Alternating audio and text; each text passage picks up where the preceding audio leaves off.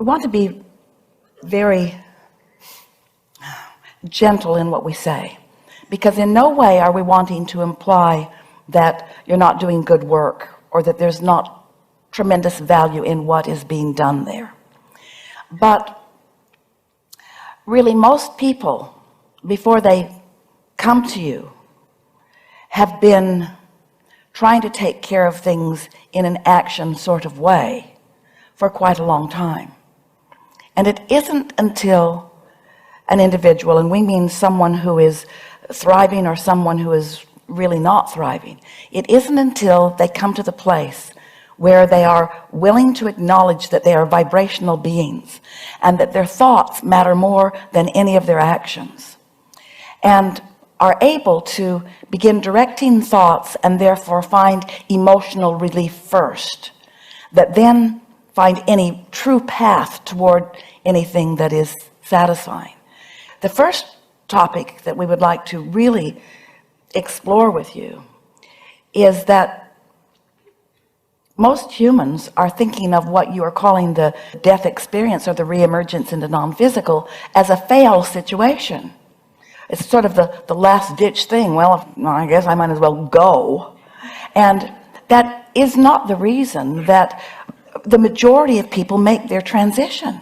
Sometimes it is, sometimes you've just had all you can take, but sometimes there is a moving on to something that is more. Sometimes it's the fastest or the only way that you can see into the vortex or into the vibrational reality that is really you.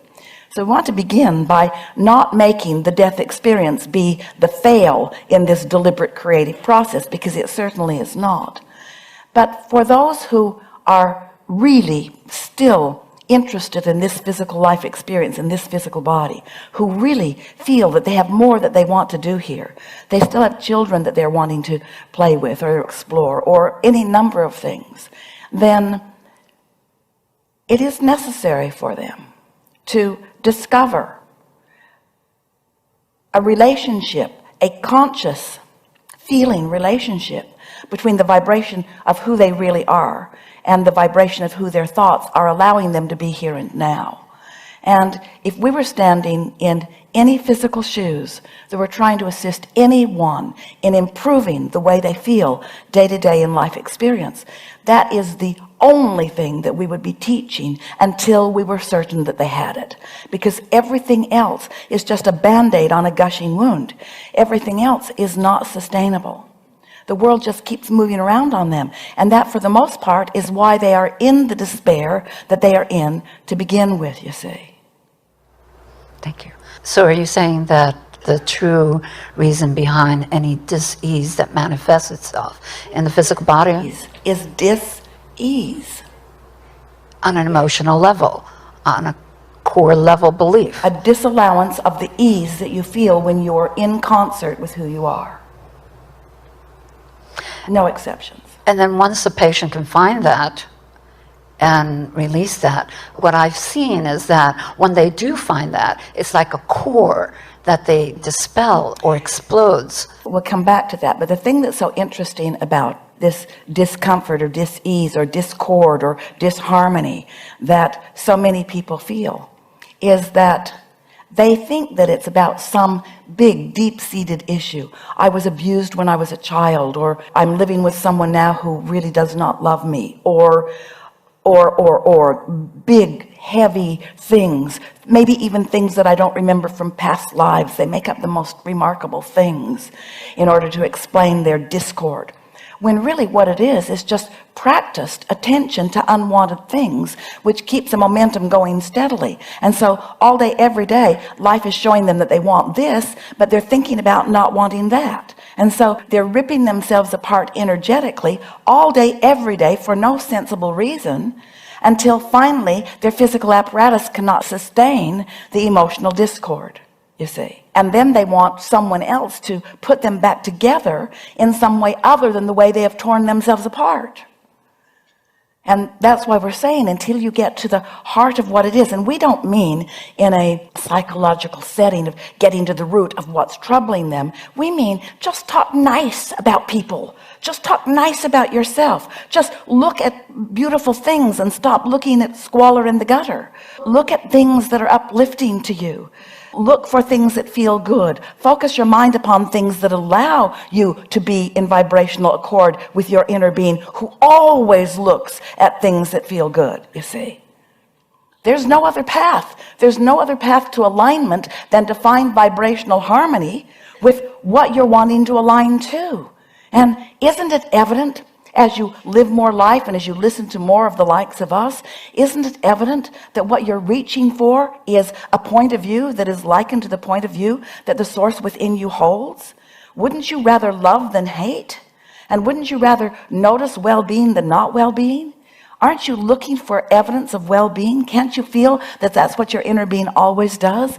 And when you find a nugget of something that doesn't feel good, and then you zero in on it, and you continue to beat the drum of it, if you stay there even for a minute or two or three or four, can't you feel that this subject has separated you from who you are? And people live lifetimes believing that they should weigh the pros and the cons and the pluses and the minuses. And we don't disagree with that to a certain degree, because you must explore some contrast in order to decide. But what we want you to hear is that once you've explored it and once you've shot that rocket, you have decided. You decided a long time ago that you don't like it when people are rude to you. You decided a long time ago that you like pleasant rather than rude, and that you would rather be pleasant than rude. You've launched so many rockets. You have become so much more than most of the time you allow yourself to be. And so it's that discord. It's that emotional core discord. The core discord that is what keeps you from your alignment. And no one from the outside can patch you up. You can be cracked into alignment for a minute, but that's not the alignment that you're looking for. You're looking for emotional alignment. You're looking for emotional stability. That's why we say, so step one is conflict, contrast, variety, however you want to play it, causes you to ask for more. And as we've said in the book that we have written, when you ask, it is given. So to ask and become. But it's hard for you to hear the becoming part, because your physicality hasn't changed that much, because these new thoughts haven't yet changed to these new things. But just the same, you ask and it is given. You have become it. And now you can't go back from what you've asked for. You can't go back from the asking. And yet you chronically hold yourself out of vibrational alignment with what you have become. And that right there is the explanation of all negative emotion, of all unhappiness, of all sickness, of all anything that you don't want. It's that you've asked, but you haven't let yourself become. Now, it would be accurate to say you would be better off if you never ask. Because if you didn't ask, then you're not going to what you've asked for, wouldn't be causing tension within you. Only thing about that is you can't stop asking. All day, every day, you're asking, asking, asking. And so you really have no choice. We love you so very much, if you want to feel good, other than to go in the direction of what you've been asking for. So you've become more. Step one, you ask. Step two, source becomes it. You become it. Step three, you become what you've become. You become what you've become. You become what you've become vibrationally. And if you practice becoming what you've become vibrationally for long enough, then we give you the step 4 badge. Now you are a master at having become what you've become. Only thing is, you keep living and you keep exploring contrast and you keep becoming more. That's why it has to be this fluid, flexible, resilient thing. This is why your emotions are alive today. You don't come into alignment and then get a diploma like you do when you graduate from some institution and put it on your wall. I am that forevermore. No, your alignment is in the moment. It depends upon how you're feeling. It's this active, pliable, flexible, moldable thing that you do. This is how you create your own reality. Life causes you to ask for it. Source confirms that you have done it. And then you have to vibrationally come into accord with what you've asked for. And if you don't, that's why we want to say to you that those who have asked for the most and not come into alignment are those that have the greatest stress. We so enjoy visiting with someone who has strong desire, even if they are not knowing how to come into vibrational accord with their desire, because the strength of their desire makes it easy for us to call them with words and examples and processes into alignment with who they are, you see. So this is how it works. Contrast causes you to ask, source becomes it and calls you to it, and then you come. And the longer you stay, the more you are in vibrational alignment with this you that is really you, then the more you are able to receive the impulses that lead then to the manifestations that you want to call now. And those manifestations that you want to call now, oh, that's that sweet spot when you get into that place where you are holding yourself in vibrational alignment with who you are, not demanding that it show itself to you right now, but feeling the vibrational realness of it, the vibrational accuracy of it. And when you think about it, there is not one thing that any of you or anyone you've ever known, now or ever before, wants or has ever wanted that is for any other reason than you know or believe that you will feel better in the having of that. And so it's such an interesting cycle. You stand without it, and that helps you to know that you want it. Now you've become it, but over here in your physical body, you don't know that you have it, but you have it, but you don't know that you have it. And so you feel the discord of not having it until you hear us say to you, you have it. Think about it in terms of it being real. Focus upon what it means to have it. Stop looking at the absence of it. Stop needing the manifestation of it to cause the emotion to change. There it is right there. If you heard that, then you got it all. If you don't need the manifestation of it right now before your emotion changes, then you have the key to all of the success that you want. And we're not just talking about feeling good and living without it. Oh yeah, Abraham, we know you. We've got your number. You just want us to feel good in the absence of it. We'll live happily ever after without any of the things that we want. That's what you want for us. We hear your snarky comments. But that is not what we're saying. We're saying you must feel the vibration of it before you can be in the receiving mode, so that you can be the translator that turns those thoughts to these things, you see. But humans want to skip all of that. They don't want to be aware of the vibration. They don't want to be aware. They don't want to emotionally feel. They don't want to emotionally move themselves, even though that is the movement of the clay that is necessary. They want a manifestation to be presented to them to which they can have a more positive response. And that's why we began today by talking about the conditions that people want to change so that they can have a better feeling response to the condition. You want to teach them nothing has to change for you to feel better. Nothing has to change for you to feel better. Not one thing has to change for you to feel better.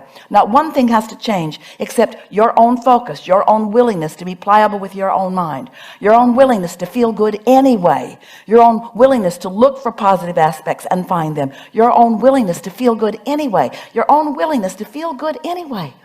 In your human world, most of you feel ridiculous about feeling good anyway. Your friends say, how are you doing? Great. You don't look great.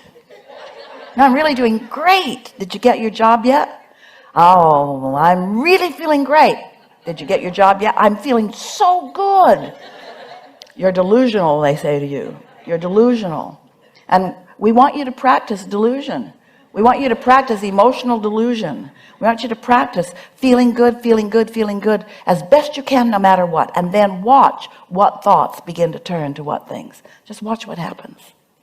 That's why when you said alignment, we want it to be this kind of alignment. And everything else on your list will follow so easily. In alignment, a person will feel everything that they are, what they want to eat. When you're not in alignment, you have impulses too. When you are in alignment, you have impulses too. Your inner being is always calling you toward alignment, toward alignment, alignment. And from alignment comes every precious, beautiful, delicious thing that you have been able to decipher from the life that you've lived that you desire. And then you just teach to the clarity of your example. You just be the joyful being that you are.